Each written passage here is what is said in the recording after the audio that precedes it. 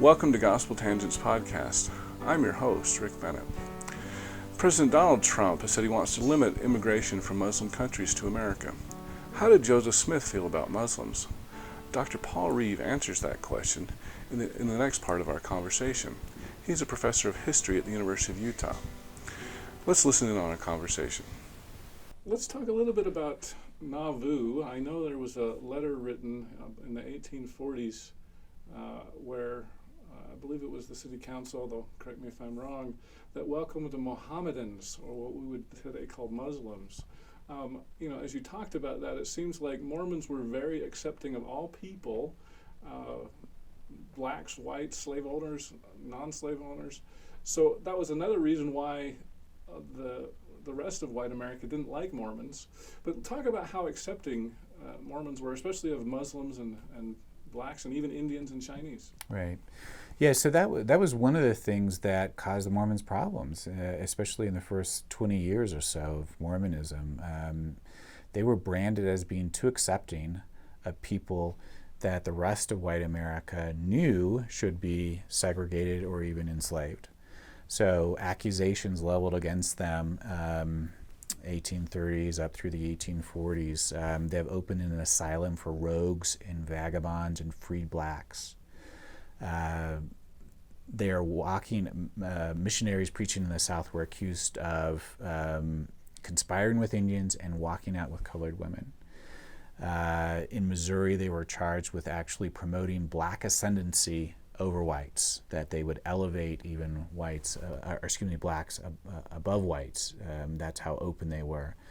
There's actually a British officer, Edward Strutt Abdy, who's on tour of the United States in the 1830s from Britain. He's here to study American institutions, and he returns back to Britain and he writes a 3-volume book about his journey in America. And in this 3-volume book, he actually says he comes across a copy of the Book of Mormon produced by this new religious sect in America. And he reads it. And he actually points out the verses in 2 Nephi 26 where it says, all are alike unto God, black and white. And he said, Mormons have this radical vision of racial equality. And it's going to get them in trouble, especially in the state of Missouri. That's how radical their vision is. And he points to the Book of Mormon as evidence of this and says, they're not going to last long because of their open racial vision. So those are the accusations leveled against them by outsiders. That's one of the things I tried to do in the book was a lot of times a Mormon racial story has been told only from the inside perspective. And I was interested in, what are outsiders saying about who Mormons are and how they behave racially? And it was really fascinating to then come across these accusations being leveled against the Mormons that they are too open and too inviting of all people. And like you mentioned then in Nauvoo, when they write their vision of religious equality, they simply say, everyone's welcome to worship in Nauvoo. We don't discriminate. There's no religious discrimination. And there's a whole long list of Christian denominations that are welcome in Nauvoo.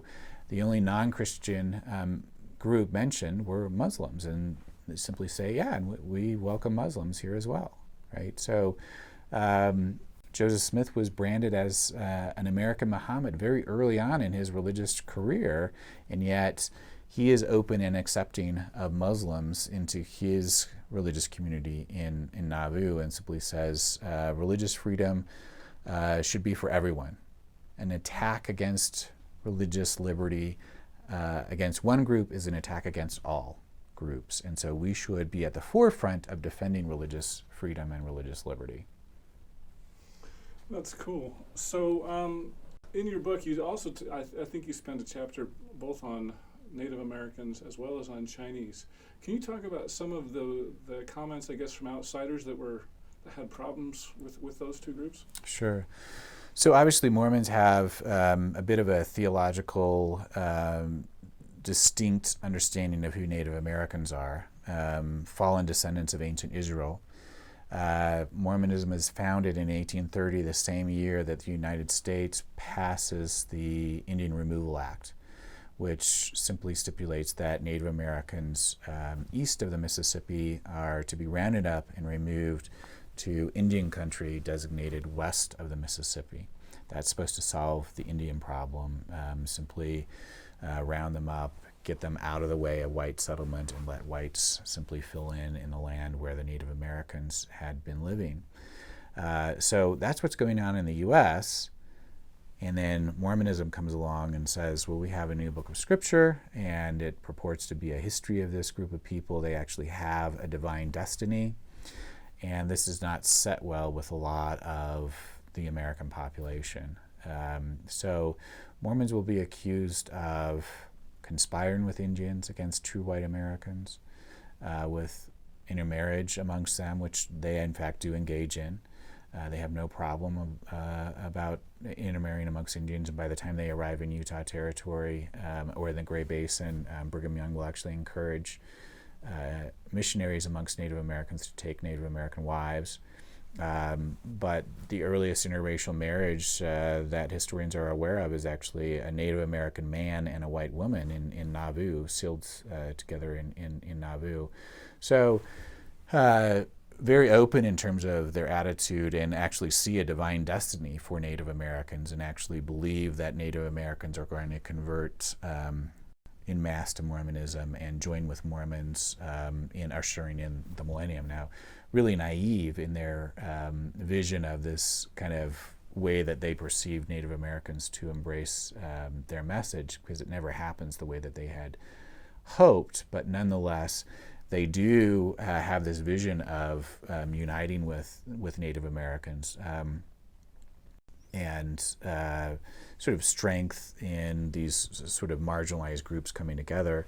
But in the minds of outsiders, that's just evidence that Mormons are attempting to conspire with Native Americans to wipe out the rest of white America. And so there are all kinds of really heightened kind of rumors that circulate.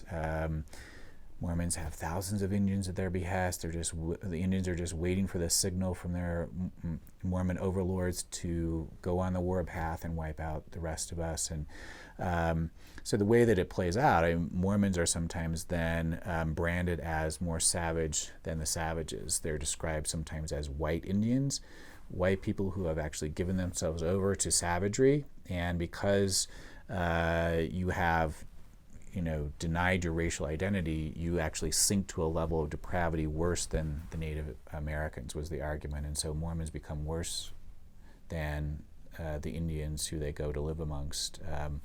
Some of the accusations leveled against them.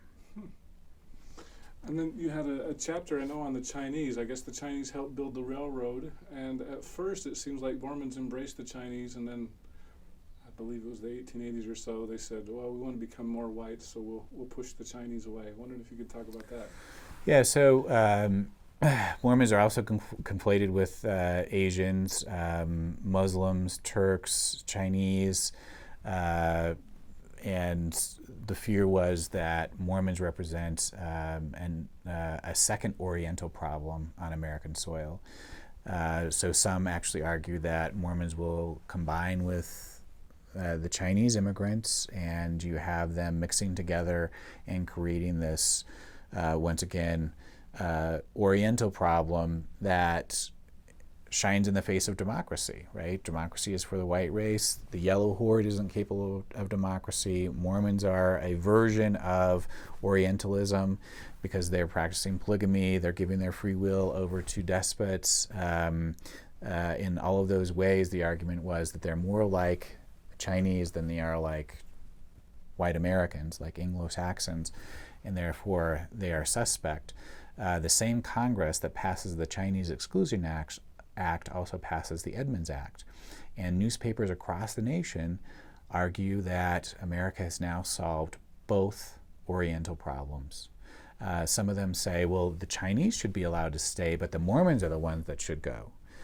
So they are conflated in editorials across the nation with the Chinese problem. There's the Mormon problem, and there's a Chinese problem, and we're trying to solve both Oriental problems at once. Okay, so just some people might not be familiar with the Edmund Act. Can you talk about what was the Edmund Act? The Edmund Act was a piece of legislation passed in 1882. Like I said, the same Congress that passes the Chinese Exclusion Act, and they are debating these within a few weeks of each other, which defines a new crime, unlawful cohabitation. So the problem up to this point legally, at least in the mind of Congress, was that they had outlawed polygamy in 1862, but were not very successful in actually convicting anyone because it's very difficult to prove that a plural marriage has taken place. Mormons aren't leaving paperwork hanging around, and so how do you actually prove that there has been a plural marriage that has happened? So Congress in 1882 simply defines a new crime, unlawful cohabitation. No longer then do you have to prove that a marriage has taken place. You just simply have to prove that a man has unlawfully cohabited with more than one woman. And that will lead to the conviction of over 1,000 men and some women, and really ratchets up the pressure on the Mormons. And so that law passed really quickly in conjunction with the Chinese Exclusion Act, leads to these conflations of solving both Oriental problems. And so cohabitation is just a euphemism for sex, right?